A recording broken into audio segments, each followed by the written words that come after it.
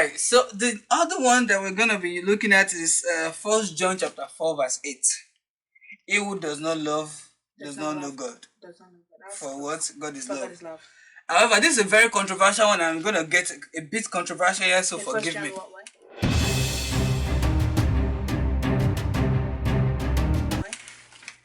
Welcome to the second episode with my sister. We're looking at the book of 1 John 4:8 and say exactly how the word interprets it and what it means according to biblical theology.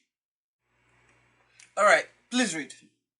He who does not know he who does not love does not know God, for God is love. Alright, so tell us what this means. Okay. So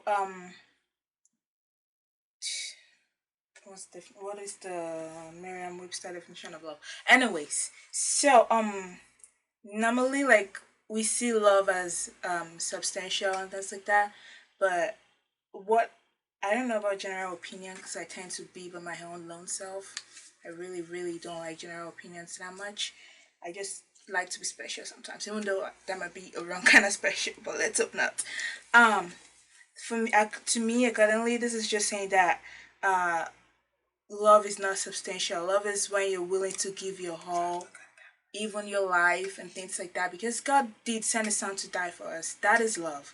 So,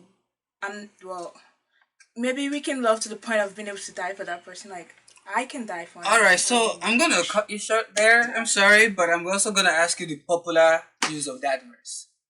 Popular use of that verse. How am I supposed to know? Okay, that's a fair question. However, we know in church today and in society generally, there's this controversial about love, as in homosexual love, LGBT love, pedophilia love, whatever kind of love, and people usually try to go to this verse and say, well, if you don't love, God is love, so that way we should support all kinds of love.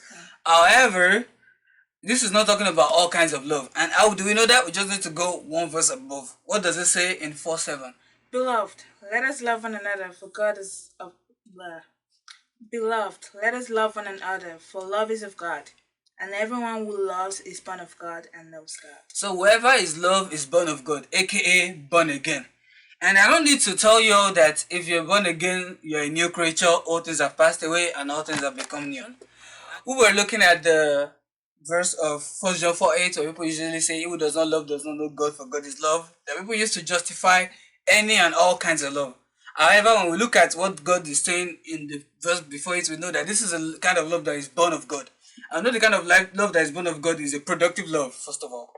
So it's the love that kind of produces, the love that multiplies. Genesis 1:27 says, go and multiply, have dominion, and it bless them.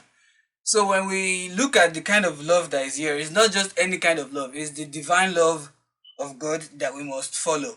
And we're not to use it to justify any and all kinds of love.